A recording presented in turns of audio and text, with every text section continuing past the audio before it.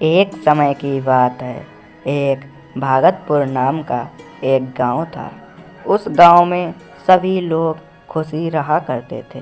उसी गांव में एक मोटू नाम का एक लड़का रहता था।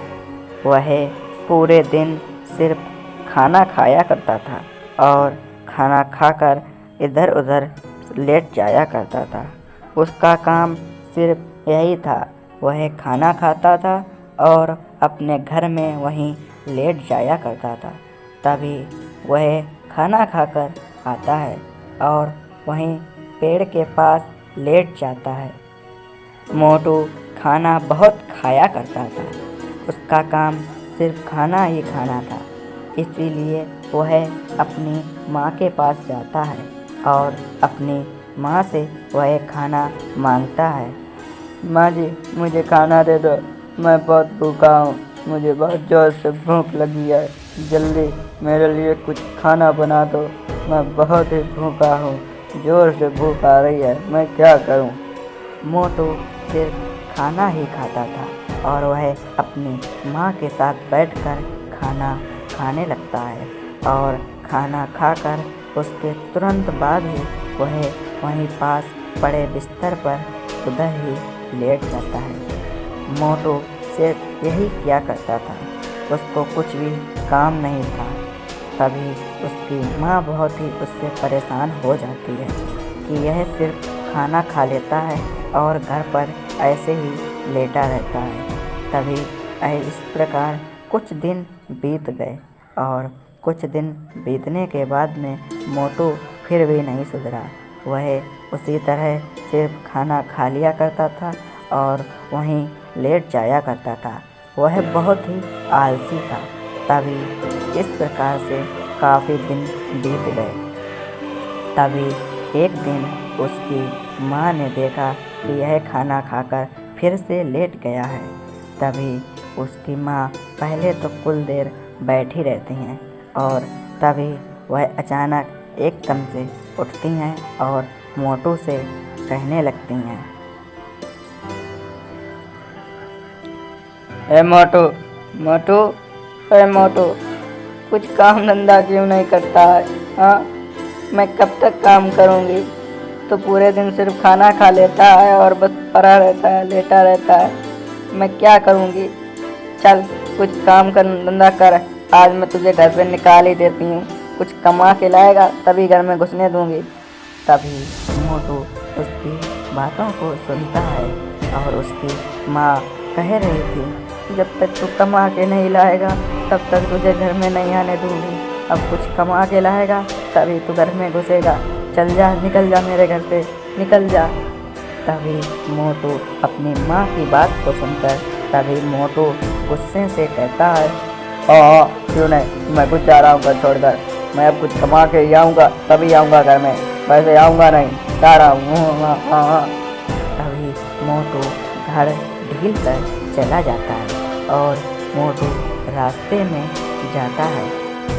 तभी मोटू मन में सोचता चला जाता है, अरे यार, माँ से कह तो दिया है, अब घर से पैसे कहाँ से कमाऊँगा और खाना भी कहाँ से खाऊँगा।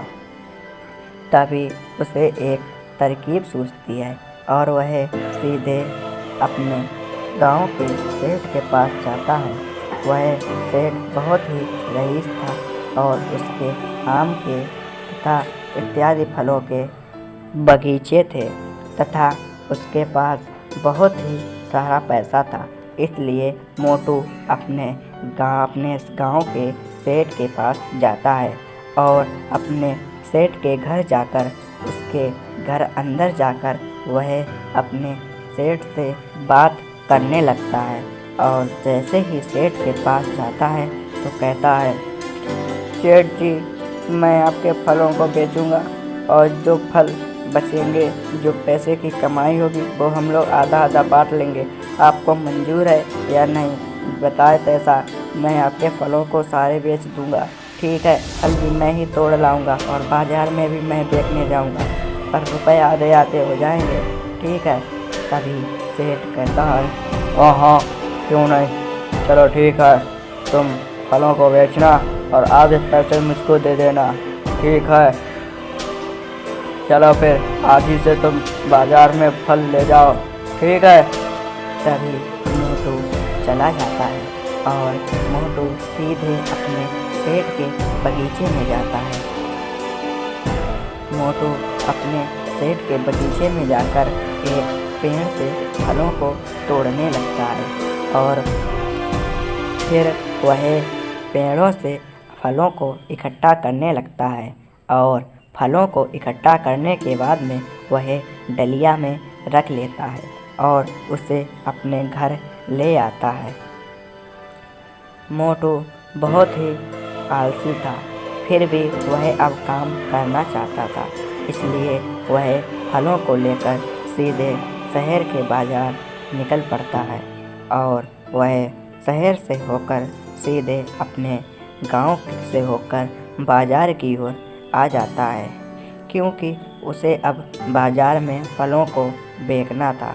इसलिए वह जल्दी जल्दी अपने गांव से होकर सीधे बाजार पहुंच जाता है और बाजार जाकर वहीं पर अपना ठेला लगा लेता है और केलों को इत्यादि फलों को बेचने लगता है। पहले तो वह ऐसे ही खड़ा रहता है, क्योंकि उसको कुछ पता ही नहीं था।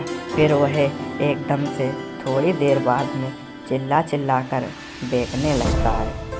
फल फ्रूट लो, फल फ्रूट, केले लो केले, फलो बोलो फलो, ताज़े ताज़े फल, फल फ्रूट लो फल फ्रूट। तभी उसके पास एक आदमी आता है और वह आदमी मोटू से पूछता है, ए भाई, ये फल क्या हिसाब है? ये फल कितने में दे रहे हो? वैसे तो ये ताज़े हैं, वैसे ये कितने में है? बताओ, मुझको 1 दर्जन केले दे दो। तभी मोटू कहता है, हाँ भाई, क्यों नहीं, ये ताज़े फल हैं, मैं अभी इनको बगीचे से तोड़ कर लाया हूँ, आप ले लें।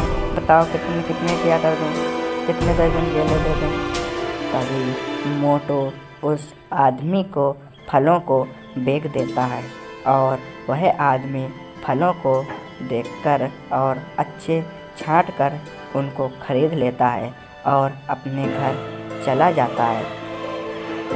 वह आदमी जैसे ही जाता है तभी उधर से एक लड़की भी आती है और वह भी मोटू के ठेले के पास जाती है और कहती है, भैया जी, ये केले क्या हिसाब है?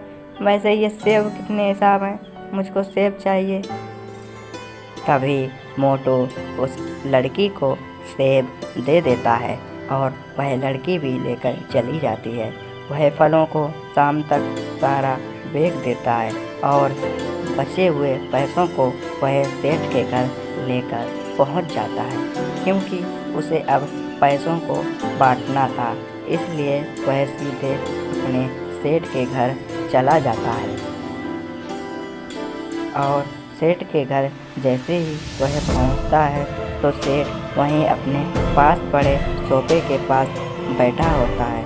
तभी मोटू सेठ के पास जाता है और सेठ से कहता है, सेठ जी, ये आज इतने पैसे हुए हैं, कितने पैसों के फल बिके हैं, अब हम लोग इनको आधे आधे कर लेते हैं। मैं भी अपने घर जाता हूँ, क्योंकि मुझे खाना भी खाना है, तो जल्दी से हम लोग इन पैसों को आधा आधा कर लेते हैं, ठीक है। तभी सेठ मोटू की बात को सुनकर सेठ कहता है, हाँ, क्यों नहीं, इन पैसों को बांट लें। वैसे आज कितनी हुई है कमाई? कितने पैसे तुमने कमा लिए हैं? फल को रोज़ तुम ही ले जाना, ठीक है, और हम लोग रोज़ इसी प्रकार से पैसे बांट लेंगे, ठीक है। तभी मोटू पैसों को बांटकर और जो उसके पैसे बचे वह पैसों को लेकर सीधे अपने घर आता है और अपने घर आकर सीधे अपने घर में अपनी माँ से मिलता है। उसका घर टूटा फूटा था और वह सीधे अपने घर जाता है और घर पहुँचने के बाद में वह अपनी माँ के पास जाता है और जैसे ही वह अपनी माँ के पास जाता है तो वह बहुत ही खुश हो जाती है और अपनी माँ से कहता है, माँ जी, ये लीजिए रुपए, आपने कहा था कि कुछ कमा के लाएगा तभी दूंगी, देखो मैं रुपए कमा के लाया हूँ। तभी उसकी माँ कहती है, अरे बेटा, मैंने तो इसीलिए कहा था कि तुम कुछ कमाने लगो, वैसे भी अब मैं कब तक काम करूँगी। तभी मोटू कहता है, माँ जी, अब आपको कोई दिक्कत की ज़रूरत नहीं है। अब मैं उसी सेठ के फलों को बेचूंगा और उसी से पैसे कमाऊंगा। अब हम लोगों को कोई काम करने की दिक्कत नहीं है। ठीक है, अब तुम काम मत करना। मोटू अपनी माँ से ऐसे ही करता है। अब मोटू प्रतिदिन उसी सेठ के बगीचे में जाकर फलों को तोड़ता था और फलों को तोड़कर बाजार में जाकर बेचने लगा और उसकी ठेले से सभी लोग फल फ्रूट को खरीदने भी लगे। वह प्रतिदिन की तरह रोज बाजार में आता और वहीं पर अपना ठेला लगाता और फलों को चिल्ला चिल्लाकर बेचने लगता और उसके शाम तक सारे फल भी बिक जाया करते थे। लोग आते थे, उससे फल फ्रूट खरीदते थे और फल फ्रूट खरीद कर चले जाते थे। अब उसकी ज़िंदगी बहुत ही आराम की थी और वह ऐसे ही अपना